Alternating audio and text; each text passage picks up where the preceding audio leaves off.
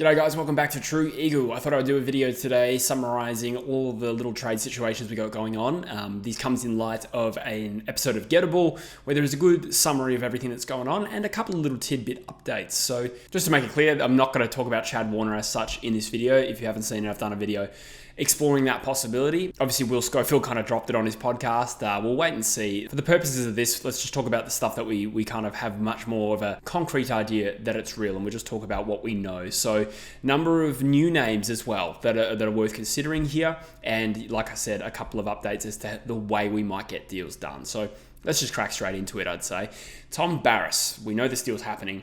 The update here is that according to Gettable, they more or less reaffirmed the way this deal might get done. So this was actually originally how I foresaw the deal happening in a way that was mutually beneficial, and a couple of other sources have run with it, and now Gettable's saying it. So essentially, it's 2 first-round draft picks from Hawthorn and potentially our second-round pick going back to Hawthorn in next year's draft. There's a suggestion on Gettable that if West Coast is willing to pay a reasonable chunk of Tom Barrass's contract when he's at Hawthorn, and we don't know to what extent we're actually paying much of his contract. It doesn't say, is it we paying 60% of it, or are we paying 30% of it? Either way, the idea is suggested that we could get a better deal in terms of draft collateral if we're willing to pay more for the contract. And I think given where we're at, with the CBA rising, the salary cap rising, and players dropping out left, right, and centre, Jack Darling joining North Melbourne, we're probably going to have money to play with. It makes perfect sense here to do a form of pick purchasing and spend more in the salary cap to get a better draft deal. And I think this deal would be good. So it's currently pick 13 from Hawthorn. That becomes probably pick 14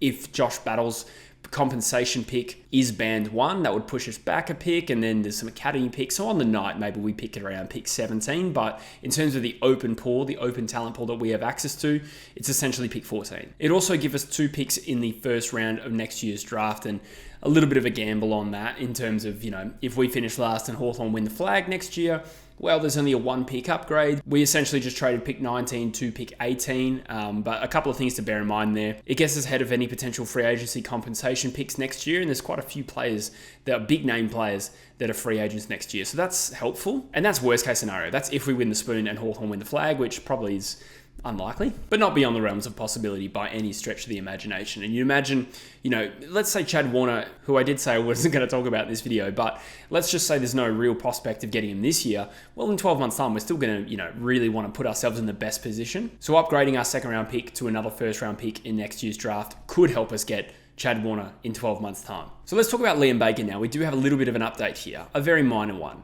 But I think there has been a little bit of a online meltdown about the specifics of this. So we still don't know which club he prefers to go to. My gut feel is West Coast. I think he's waiting for the new coach. I just think he makes more sense for West Coast personally. He's probably going to get more money at our club, and he supported us growing up. And sure, Fremantle has probably got a more realistic prospect of playing finals in the short term, but they've also got a couple of other players to consider here. So my gut feeling is Liam Baker comes to us, but that's not based on what we're hearing as such. On the other hand, you could say if he really wanted to get to Fremantle, he would have requested a trade by now to Fremantle. He has only requested a trade to Western Australia. But the big update that we have here is that Toomey has suggested that the Fremantle have put pick 10 on the table for Liam Baker, and West Coast have put pick 13 on the table.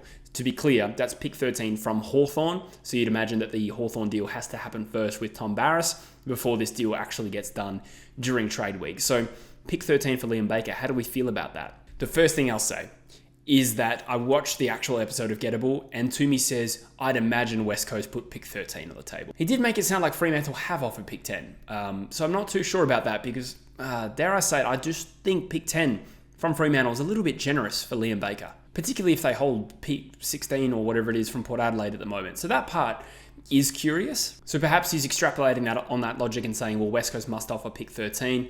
I'm a little curious about that. I'm not sure. But either way, there is no actual concrete evidence that pick 13 is what we're offering. For me, I would bail out at pick 13. It is not a case of a value assessment of Liam Baker and me saying, nah, he's not good enough for pick 13.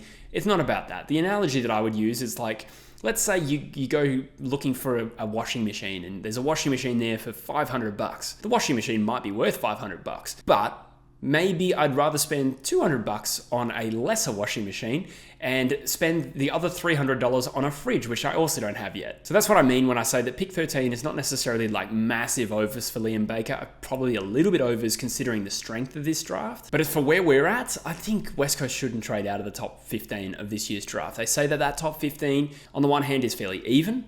On the other hand, it's actually a great part of the draft to select. There's a lot of good quality talent in that top 15. And I think even if there was something coming back our way, to trade 13 down, I almost like the trade down from 3 to 9 better than getting rid of 13 altogether. Like, what would you prefer, 9 and 13 or 3 and 23? I think for West Coast, the 2 picks in the top 13 or what might become 14 would be better. So I guess all I'm saying here is, A, we don't really know if this is 100% true. B, I'm a little bit uncomfortable with paying pick 13 for Liam Baker. I don't have a great idea of how else we get the deal done because I don't really like any of the suggested trades for Liam Baker at this point. But if West Coast is serious about offering pick 13, I'm kind of hoping he gets to Fremantle. With all due respect to the player, I do think he would add something to us, but we need to be real about getting young talent onto the list. Let's talk about Jack Graham. The only real update here is that he is still considering between Richmond and West Coast. So there's actually no real update there. I just thought I'd include it in this summary, but there was a suggestion that, if McQualter ends up our senior coach, which is possible, but probably not the favourite at this point, then Graham, who has, worked a lot with McQualter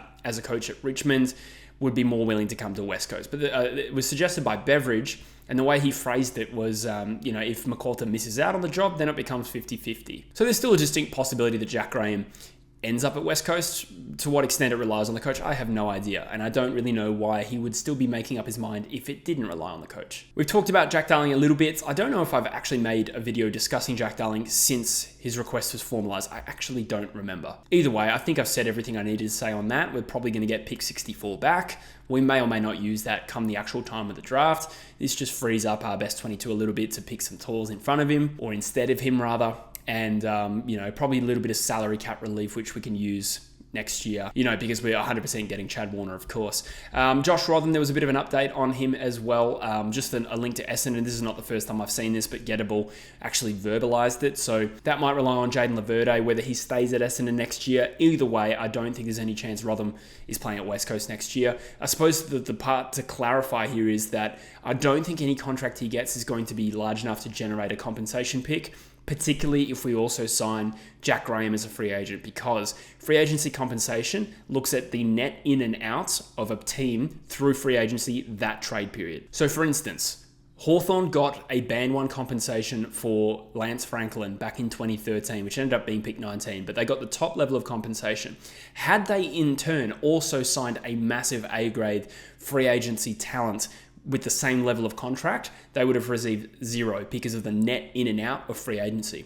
So in other words, if we get Jack Graham and we lose Josh Rothen, even if he was on a decent contract, if it's about the same as Jack Graham's, then it becomes a neutral result and we would not get compensation. So that's all I have to say on that. We got a little bit of a tidbit on Gettable as well around Riley Garcia. Now, Riley Garcia is a player I would like to see at West Coast, considering, the price is probably not going to be that significant. We probably do need a mature age midfielder to come in and add some depth, and he's got a bit of talent. I think that is AFL applicable. He's quite a small midfielder, but nonetheless I think would be a good fit at 23 years of age. He's been fairly decent at the Dogs. He's just sort of been forced out of that team, and various players have been forced out of that team. So it sounds like Port Adelaide and West Coast are the 2 teams going for Garcia at this point. Both teams have offered a 2-year deal from what I can gather.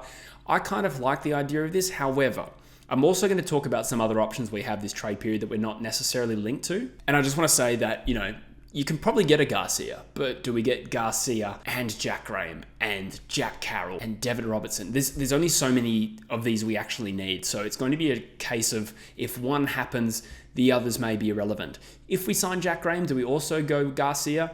Possibly, but I'm going to say there's a quota of these sorts of underappreciated midfielders at other clubs. Maybe Jack Graham isn't quite that, but Jack Carroll from Carlton certainly is. So we'll wait and see on Garcia. Out of all the potentially cheap midfield options that are linked to us, he might be my preference over, say, a Jack Carroll from Carlton, which there has been no update on. However, we have been linked to Matthew Owies.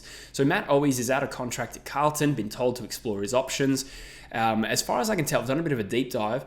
The midweek tackle reported apparently that West Coast have met with him as have Brisbane, Gold Coast, and to some extent Port Adelaide, I believe, as well. Nothing really concrete out there, but we have been linked as to at least to have met him. I find this a bit of an odd one.